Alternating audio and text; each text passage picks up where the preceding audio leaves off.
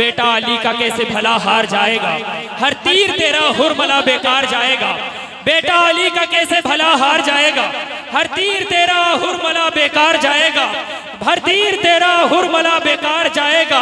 और पैदल चलेगी सारी रियाया यजीद की, नेज़े पे करबला का जमींदार जाएगा। पैदल चलेगी सारी रियाया यजीद की, नेज़े पे करबला का जमींदार जाएगा।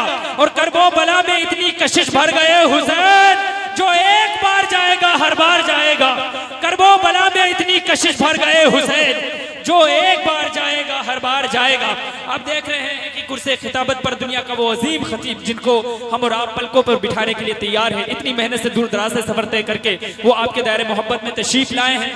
गुजारिश करता हूँ खतीब जिशान आले नबी औलाद अली शहजादा हुजूर गौसुल आजम नशर मसलक के आला हजरत असीर मुफ्ती आज़म हिंद खलीफा हुजूर गुलजार मिल्लत हजरत मौलाना सैयद शवाहत मियां साहब किबला हटा शरीफ मुरादाबाद की कुर्सी खिताबत पर तशरीफ ला चुके हैं। आइए उनका इस्तेमाल फिर से कर ले और बेदारी का सबूत बनाकर नारे का जवाब दे कि जो शख्स हैदर महफिल में आ नहीं सकता, अली के नाम का नारा लगा नहीं सकता, और अली के बच्चे इजाजत अगर किसी नहीं देंगे तो किसी का बाप भी जन्नत में जा नहीं सकता।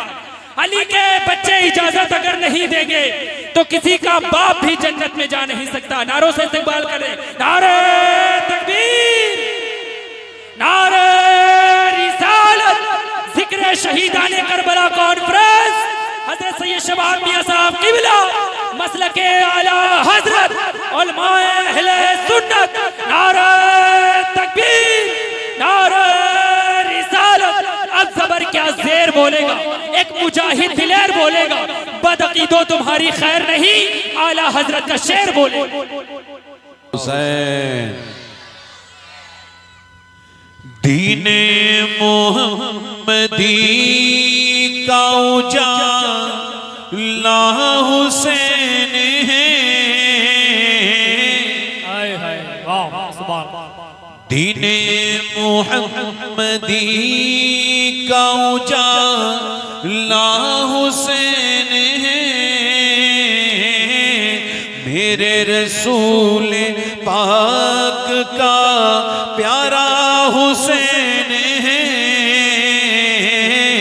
मेरे रसूल पाक का। और जिसने कुचल के रख दिया तख्ते यजीद को, जिसने कुचल के रख दिया तख्ते यजीद को, अरे शेर खुदा के घर का वो बेटा हुसैन। नारे तकबीर, नारे रिसालत, खुदा के घर का वो बेटा हुसैन। पढ़ो जरा मेरे साथ, पढ़ो, बेटा हुसैन। और शेर पढ़ रहा हूं मैं, समझाऊंगा नहीं, शेर समझ जाओ तो सुभान अल्लाह कहना, ना समझो तो मैं समझाऊंगा नहीं।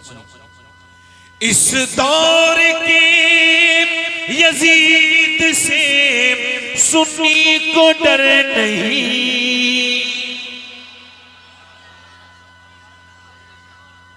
इस दौर के यजीद से सुन्नी को डर नहीं। अरे क्योंकि हमारे सीनों में जिंदा हुसैन।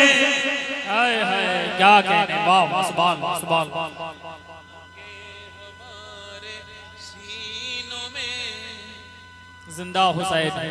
एक शेर और सुनो, देखो यजीदी हल्के हल्के सुख पुगाहट कर रहे हैं, खुल के नहीं कह रहे हैं कि हम यजीदी हैं। यजीदी बताता नहीं, हुसैनी छुपाता। बेशक बेशक सुभान। जो हलाल की औलाद होता है साफ साफ अपने बाप का नाम बताता है।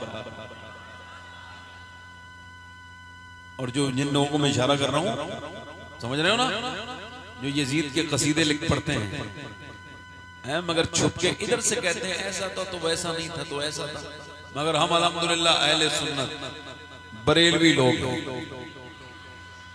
हम क्या कहते हैं, सुनो, उसके भी उस यजीद को अपना न कह सके, उसके भी उस यजीद को अपना न कह सके और दुनिया ये कह रही है हमारा हुसैन। क्या कहने, वाह वाह वाह, जिंदाबाद जिंदाबाद, सुभान। और अभी आपने एक मफहूम का शेर सुना था, अब ये दूसरे मफहूम का शेर सुन लीजिए। इरशाद। ये जाकिर भाई एक मफहूम रह गया था तो सुन लीजिए। पिटना ही है वो सीना जिसमें नहीं हुसैन। तो मैं किसी को कह नहीं रहा हूं, और जिसे बुरा लग रहा है उसे कह रहा हूं।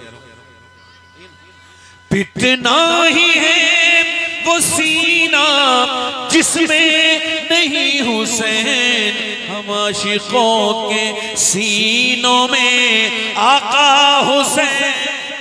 आए हाय, सुभान सुभान।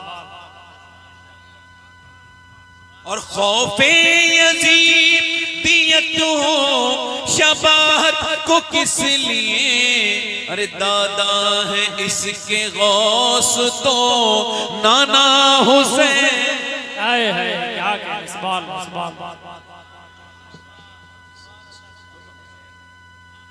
खौफे यजीदियत हो शबाहत को किस लिए, दादा है इसके गौस तो नाना हुसैन। मैं अपनी बात शुरू करता हूं, थोड़ा सा इको कम करके आवाज, अब बैठे आराम से। देखिए, मैं एक बात हर तकरीर में कहता हूं तो आज भी कह रहा हूं, क्योंकि ये मेरा ईमान है। हो सकता है ये मेरी जिंदगी की आखिरी तकरीर आप सुन रहे हो, या फिर यूं भी हो सकता है कि मैं अपनी जिंदगी की आखिरी तकरीर कर रहा हूं। तो हम लोगों को अमानतदारी से काम लेना चाहिए, क्योंकि आपका ये जो वक्त है ना, जो आप मुझे 1-2 घंटा दे रहे हैं, अगर 10 अरब रुपया देकर भी 1 मिनट डॉक्टर से लेना चाहेंगे तो मरने के बाद वो आपको 1 मिनट भी नहीं दे सकता। इतना वक्त आपका कीमती है। ये जो आपने अपनी मोबाइल की रील में जो 2-2 घंटे सर्फ किए हैं, कभी किसी अस्पताल में तड़पते हुए मरीज से पूछो इस वक्त की कीमत को। हम लोग चूंकि तकरीरें सुनते हैं बस, और उसके बाद बस अपनी हमने पूरी कर दी ड्यूटी। ये फितनों का दौर है, फितने हमें अपने अंदर पकड़ने के लिए तैयार है। और अल्लाह का शुक्र है कि इस फितनों के दौर में हमको अल्लाह ने अपने हबीब के सदक़े से आला हजरत जैसा मुजद्दिद अता किया है। इस वजह से उसका शुक्र अदा करता हूँ मैं तो बिलखुसूस कि अल्लाह तेरा शुक्र है, अल्लाह तेरा फजल है, तेरा करम है। मैं क्या कह रहा हूँ, हो सकता है ये जिंदगी की आखिरी तकरीर मेरी शुरू हो रही हो, क्योंकि आखिरी कोई भी चीज होती है अलार्म नहीं करती, ना आखिरी नमाज अलार्म करती है कि बस आखिरी है पढ़ ले, ना आखिरी नेकी अलार्म करती है बस आखिरी है अलार्म कर ले, ना आखिरी खिदमत ये अलार्म करती है कि माँ बाप की आखिरी खिदमत है कर ले। इसी वजह से जिस काम को करो इतने सलीके से करो कि अगर उसके बाद तुम दुनिया से चले भी जाओ तुमको अफसोस ना रहे, या तुम जिसकी खिदमत कर रहे हो तुम्हें इसका भी अफसोस ना रहे। अपनी जिंदगियों को तब्दील करके जाओ। मेरे दोस्तों, 22 साल का नौजवान एक थिएटर से फिल्म देख करके आ रहा है और वो बाइक पर बैठा है, उसके कान में हेडफोन लगा है और उसको अपनी बाइक चला रहा है, मगर मौत ने उसको आकर के पकड़ लिया। इतना मोहलत दे देती मौत कि वो अपना हेडफोन निकाल के फिर तौबा कर लेता। नहीं नहीं नहीं, मौत ने उसको इतनी मोहलत न दी कि जब फरिश्ता आता है तो वो इंसान कहता है भाई मुझे थोड़ी मोहलत चाहिए, 1 दिन की मोहलत। वो कहता है तूने सारे अय्याम जाया कर दिए। कहा कुछ मिनटों कुछ सेकंडों की मोहलत। कह लगा तूने सारी सातें तबाह बर्बाद कर दी, अब तेरे पास कुछ नहीं बचा, आंखें फैली की फैली रह जाती हैं। वासिफ अली वासिफ फरमाते हैं आंखें तब खुलती हैं जब आंखें बंद होने वाली होती हैं, इससे पहले के मौत का फरिश्ता तेरे सामने खड़ा हो और तुझे मौका न मिले, 22 साल का नौजवान अपनी बाइक भी न रोक सका, अपने मोबाइल का गाना भी डिसकंटिन्यू नहीं कर पाया और उसको मौत आ गई। वो जो समझता था मैं अपने घर जाऊंगा, कुछ दिनों के बाद शादी होगी तो मैं अपने हुजरे उरूस में जाऊंगा, मगर वो उस हुजरे में नहीं गया, बल्कि वो उस तंग तारीख कब्र में गया। बल्कि कब्र में जाने से पहले उसकी पोस्टमार्टम हुई, उसकी लाश की, उसको चीरा गया, उसके बाद उसको फिर चीरने के बाद फिर सिया गया और सीने के बाद फिर उसको कब्र के अंदर रख दिया गया, ऊपर से मिट्टी डाल दी गई।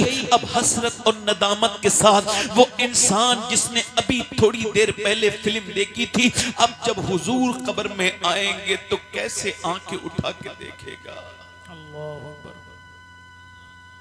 कहां से हिम्मत लाएगा। हाय हमारी आंखों की हया खत्म हो गई, हम आंखों के चोर हो गए।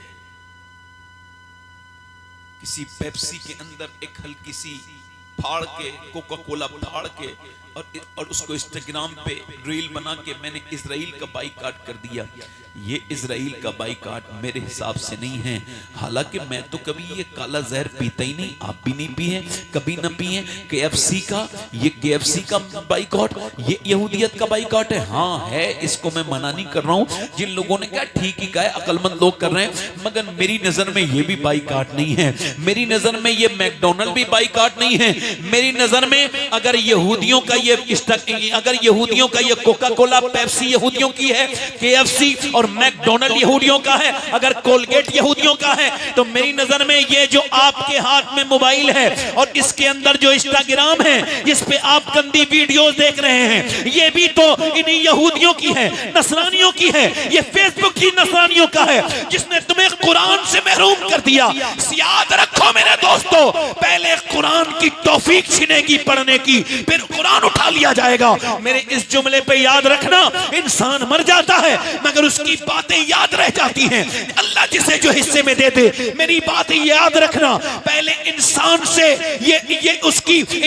ये तौफीक छिनेगी कि वो कुरान नहीं पढ़ेगा, फिर कुरान उठा लिया जाएगा। जब कोई कुरान पढ़ेगा ही नहीं तो कुरान उठा लिया जाएगा। मेरे दोस्तों, मेरे भाइयों, इंस्टाग्राम से तुझे इंस्टाग्राम ने कुरान से दूर कर दिया, तुझे फेसबुक और यूट्यूब ने कुरान से दूर कर दिया।